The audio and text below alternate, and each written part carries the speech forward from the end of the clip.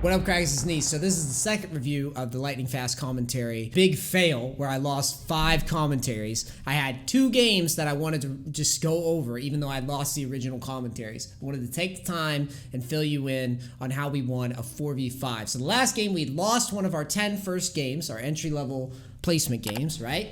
And I showed you what mistake costed me, in my opinion, even though I thought my team sucked. I take responsibility for the loss because I found a mistake. Now, this game, right after we took that loss, we played another ranked game, and despite there's someone being just gone, just AFK from the majority of the game, we find a way to win the game anyways. So I think this is a unique opportunity to show that despite being dealt a 4v5 game, it's not the end of the world as long as you keep your head on and you know what your win conditions are. So as always, if you enjoy these, like, comment, share, subscribe. And again, big apologies for losing those last 5 matches of commentaries. And after this video, hopefully this will never happen again in my career. I will never lose another video or 5 hours long worth of footage videos ever again, okay? Now, let's talk about this game. Let's talk about how we managed to win it, how we managed to close this game out. The first thing is we have to address some misnomers about League of Legends. As long as you're playing champions that have good scaling or respectable scaling, you always have a chance to come back in a 4v5. So as long as your champions can stand up to the majority of the champion pool, you always have a chance to come back in a 4v5. Okay, so in the case of our team composition, the Annie goes AFK at some point about 10 minutes in the game, just hard leaves. I forget at what time exactly, and she leaves for the majority of the game. Now, you look at these champion picks, and while Lucian doesn't scale amazingly, it's an 80 carry scale. Regardless if it's Lucian and he doesn't have the best scaling, it's still an 80 carry scale. Warwick scaling's whack, but that's okay because that's just one pick. Tryn obviously has very good late game scaling, one of the best in the game. Not the best, but one of the best. And Veigar probably has one of the best late game scaling champions in the game. So between the Veigar and the Tryn, you have some insane scaling. I want to also make a note, this is why I tell people constantly, stay away from champions that don't have good scaling, that can't do damage themselves, especially in support. I don't really like any support, but champions like Brand, champions like Vel'Koz, champions like Veigar, champions that do offer, Senna is another great one, champions that do offer really, really good, strong scaling are always preferred, man. Like, I know a lot of you guys out there, there's a certain type of personality out there that really just wants to just enable people, and I get that supports that role, but if you're looking to play a 4v5 or you're looking to be in positions to play out 4v5s, you need to remember that if your comp doesn't have that type of damage scaling, you may want to consider, like, okay, if tragedy strikes, I have to be prepared to carry, or maybe if I get fed, I have to be prepared to build some damage so that I can control the game, and that's why you got to make these picks, okay? So, anyways, now that I got that out of my system, quick coverage of the runes. I'm doing the standard fleet footwork stuff that I do in mid. Here, trying to bait a fight and see what's possible. Obviously, we're not too worried about what happens if we, like, get pushed out or whatever. We can just reset. Backing at about 1 minute is always fine. You don't miss anything if you back at 1 minute, so don't feel like you have to rush to base. But you do need to back and be in lane. You have to start backing by 1 minute to get a reset of your health. So the Orianna matchup, the same stuff that I talk about in all my LFCs. All I'm trying to do here is put pressure when I can, and the Orianna is pressuring pretty hard in mid. And Orianna, as far as champions go that can pressure my strategy, Orianna is definitely one of the better ones. Her auto attacks do a lot of damage, and she's got steady harass at pretty low mana cost that makes it very frustrating to lane against, because if you try to aggress back, she's just going to shield herself and auto you to death. But we keep the trade short, nice spin trades, and then back off when we're allowed to, and we just try to keep our health up and play smartly. And notice whenever we have a big wave, we try to get it under tower before moving around the map, right? We don't want to keep the wave in a position where Orianna can poke at us. We hit all the minions, we get the fuck out of the way before she gets level 4. That's why having those big minion waves protecting you is nice, because when those big minion waves means that since they haven't killed them yet, the enemy's not going to get XP, right? So their damage while they're trying to harass you or stop you from pushing is going to be much lower. So, we get a ward down, doing some spin trades, trying to pressure Orianna. Here's one. This is a pretty good attempt by me, I think. I think it's completely respectable to go for this. You've basically got about a 30% chance to get a first blood. And as you can see, the Orianna just barely lives. You could make an argument to me like, oh, NEACE, if you just wait for the wave to crash, you get level 5. Yeah, but if you get level 5 and the wave's crashing, maybe she figures out that she needs to back off. And if you do that E-flash, you catch them when they don't think that, you know, it's just a mind game. And it's pretty risk-free. Like, if you don't get the kill, she can't kill you. She only has teleport. So here, all standard stuff. I ghost under tower. She's gonna flash away. I miss my E, which is a mistake. But it's not the end of the world. I didn't expect her to flash back this way. I thought she would flash the other way. If she had flashed back to Shaco when I was thinking about it, yeah, I probably would have just spun through and been fine. So this is a bit of a mechanical misplay by me in that I was just rushing the E and not really thinking about what she could capable, like what she would think would be a good move. Because really, as long as I hold my E there, I definitely get the kill. But I was just trying to get out of the way of the gank as quickly as possible. But this is respectable. Getting Orianna under tower and pressuring Orianna is always respectable. It's not a terrible play. Push Shaco out. And then we know that Orianna is going to TP forward. So we start immediately thinning the wave and getting ready for that TP. Ping that we want to gank because Warwick should know that Orianna has no sums. I ping it. The fact that I remember in the commentary, I remember bitching about Warwick a lot in this commentary because this gank is just, oh my God. It is so bad, it hurts my brain. Even now that I've watched it again, it pisses me off again. I don't understand how people, this is like gold, high gold platinum. I do not understand how in any universe this gank is good at all by this guy. So as a jungler, it pretty much always makes sense to find a flank of some kind, right? You're not going to be killing people by lane ganking unless you're like Rammus or like, I have no idea. Unless you're like Rammus or something that can, or Nunu. That's all I can think is maybe Nunu would do a gank like that. But this gank is so bad. I ping for a gank, and this is the idea of the Warwick gank. Here's the gank, ladies and gentlemen. I gank by running in your lane, taxing 3 minions worth of gold and XP, and not threatening anything at all, and then running back into the jungle. So all my viewers out there, listen, if you want to gank somebody, don't fucking lane gank them. That is the dumbest shit ever. Maybe Lee Sin can do it. Maybe Elise. But Warwick, just walk behind them.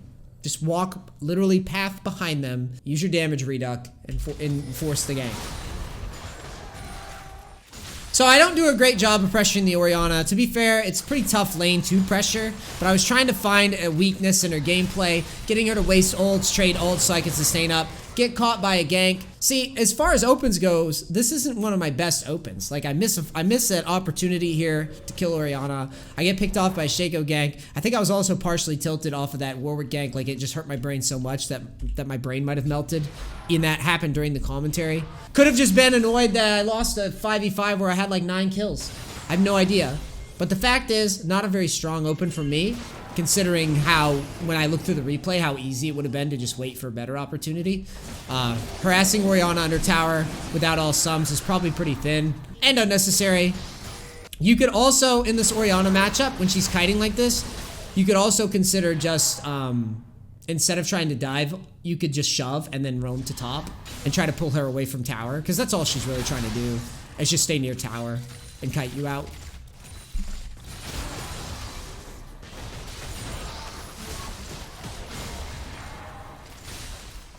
I think in this replay, I became a little obsessed in hindsight on trying to put the Orianna kill away because I view squishy mages, like squishy immobile mages, as generally easier to dive. So I think the frequency of diving, like if I see something like a Syndra, an Orianna, a Lux, I always try to put pressure on them because I just feel like 9 times out of 10, they don't do a great job of kiting. This guy, I think, does a decent job of kiting. Like, he uses ults pretty smartly. He juked us with the little goofy flash earlier. It means that he understands, like, what the risk is. And at that point, you know, you just have to be a little bit slower on how you decide to dive and make sure that it makes sense. And I think I was kind of in autopilot mode here where I was just like, oh, I'm gonna dive because it's a squishy mage and I'll probably just ghost and run him over. When in reality, it's like, I wasn't finding good W's. I was rushing my spins, and I was just making a little bit of too many mistakes here. So we get roamed on. The Warwick comes in and misplays. I flash away from the Riven ult and live. And the Warwick shows up and misses his ult and is kind of useless. And I think Annie leaves soon. For some reason.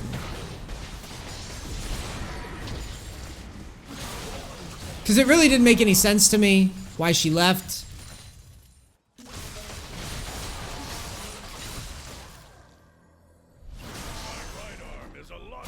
Yeah, I definitely, upon reviewing this replay, I definitely had opportunities to go into to enemy territory and take chickens and just try to pull Orianna away from tower. Would have been such a smarter move than what I did.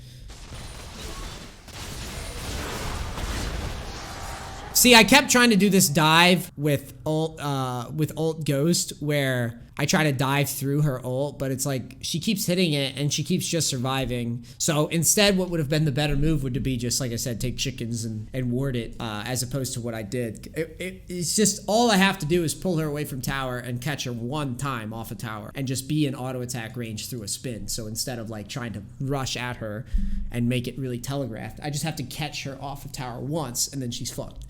So really, this proves that some games, when you research them or review them, the last game, I think I played way better than this game. We win this game.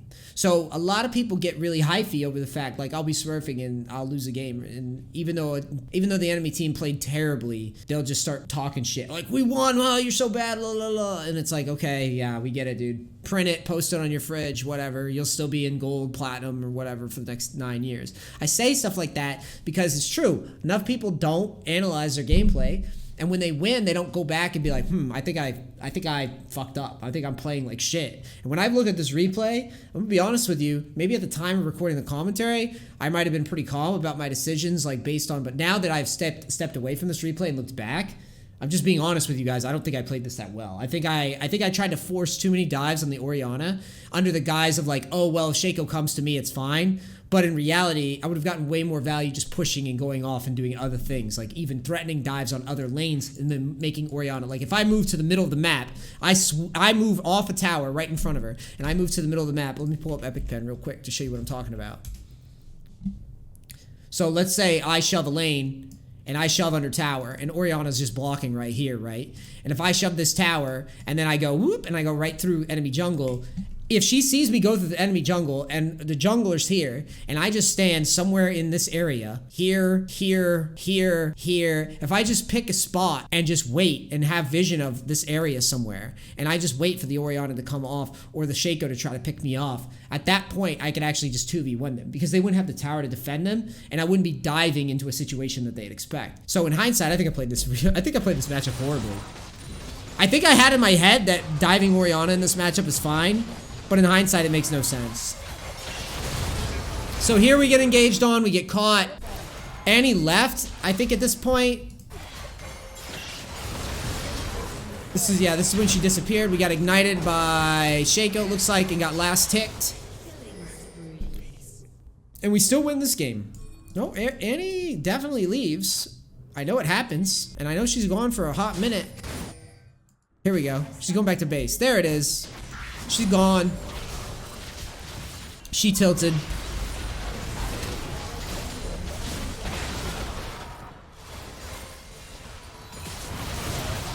So, how do you win 4v5s?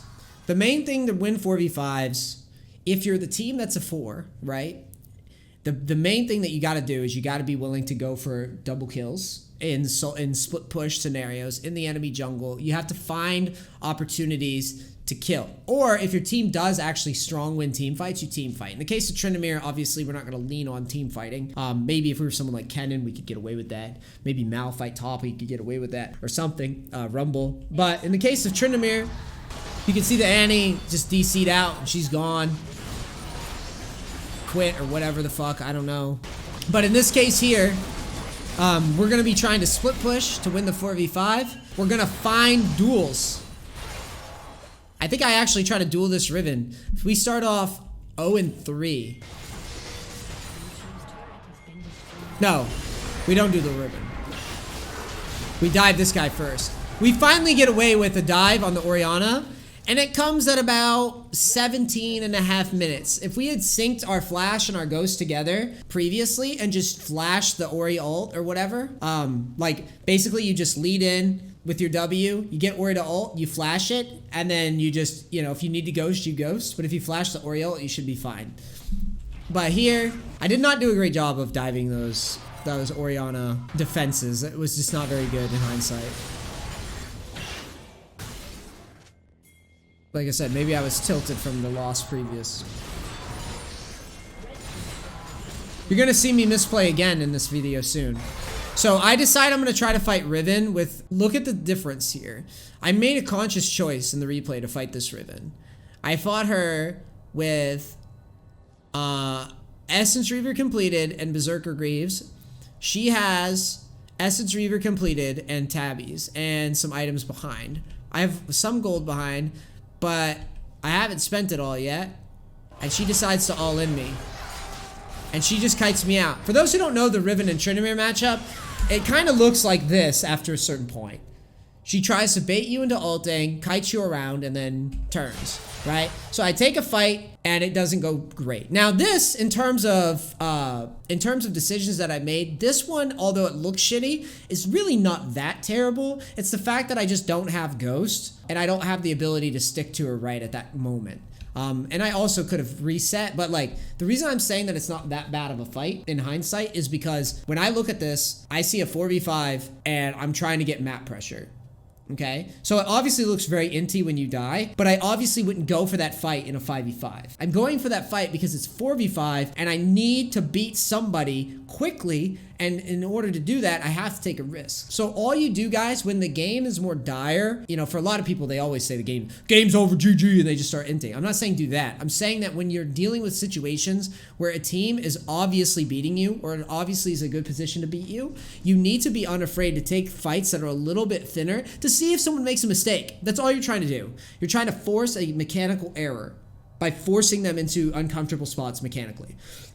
So this, I should have just backed, waited until I got Stinger, then ran an all-in on the Riven. I think she actually does wind up counter-throwing. I don't know when, but she does wind up throwing. Yeah, she goes into mid. Veigar and Lucian trade the kill.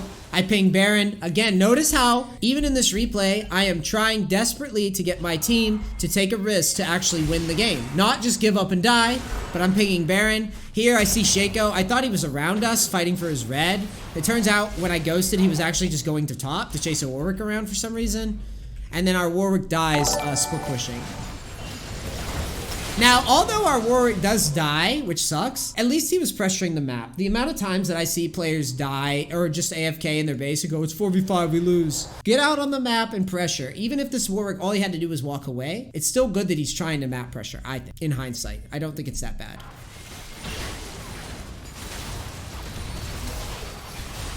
This is a really good play, one that gets you back into the game, I think, in a 4v5.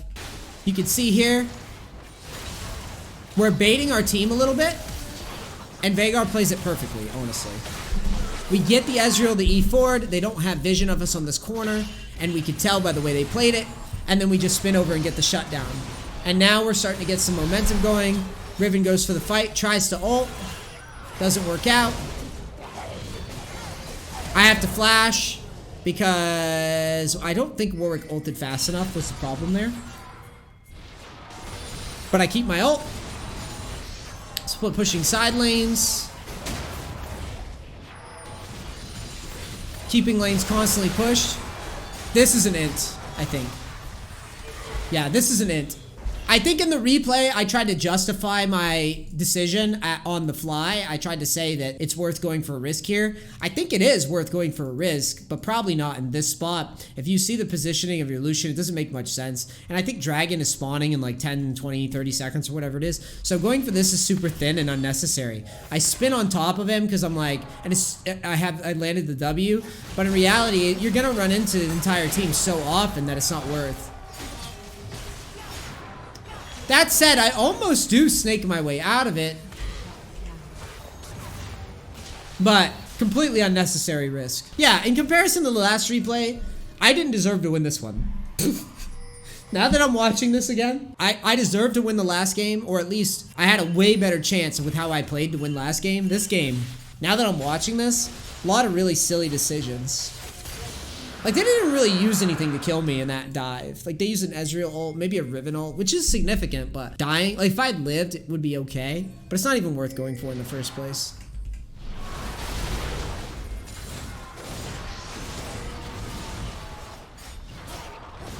This is what I'm talking about with players throwing.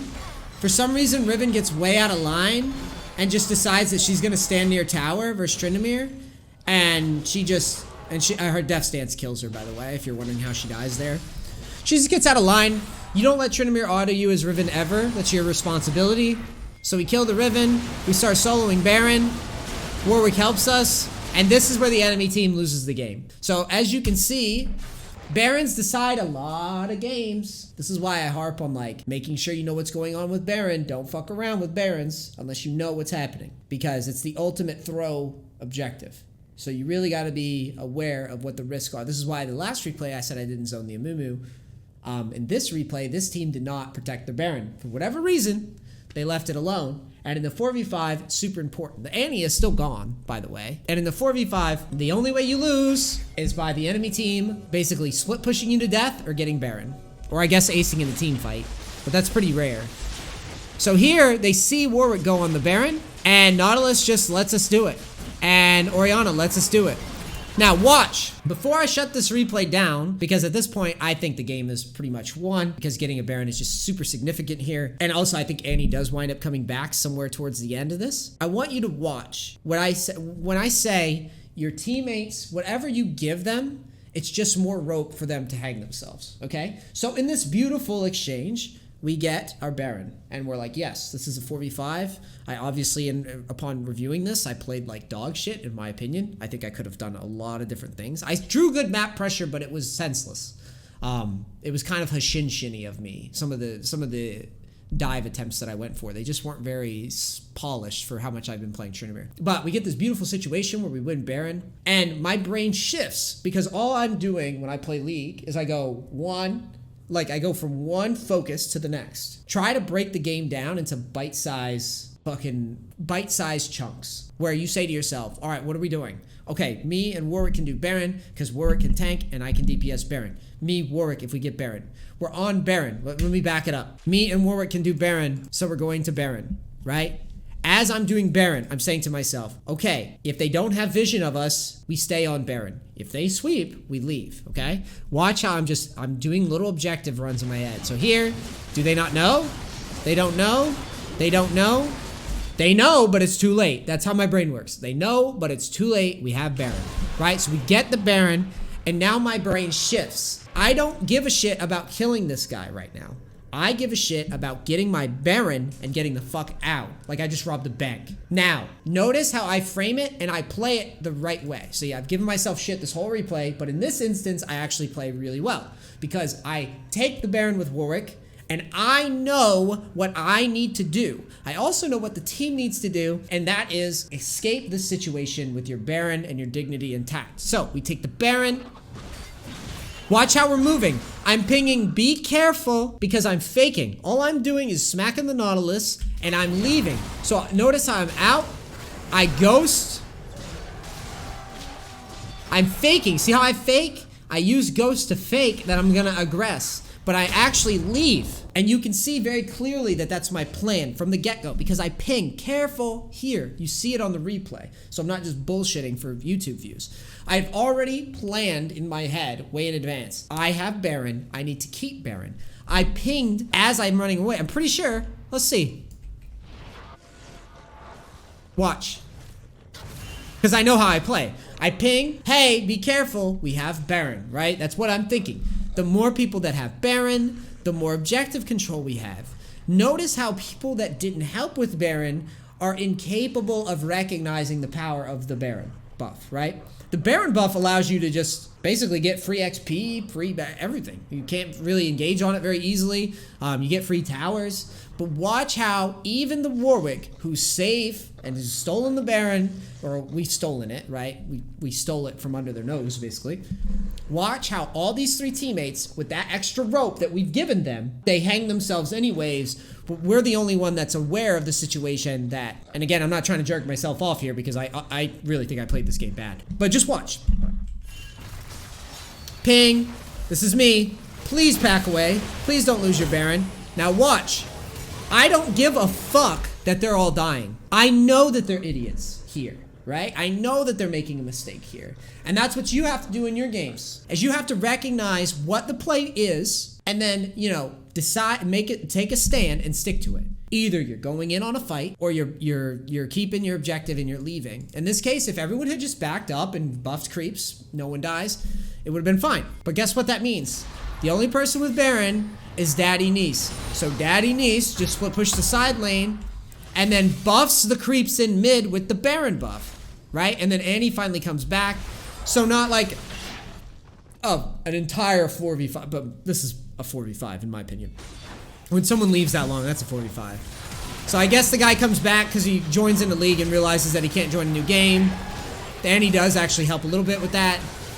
But even still, if the Annie wasn't there, I probably wouldn't have went for that and just waited for a different opportunity on a split push. And she's pinging bounties.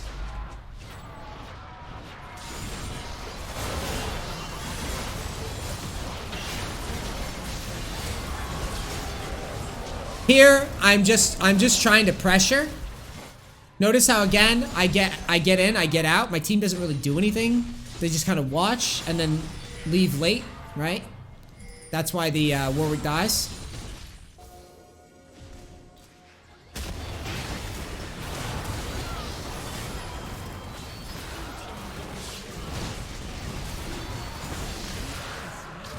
And this is pretty much it.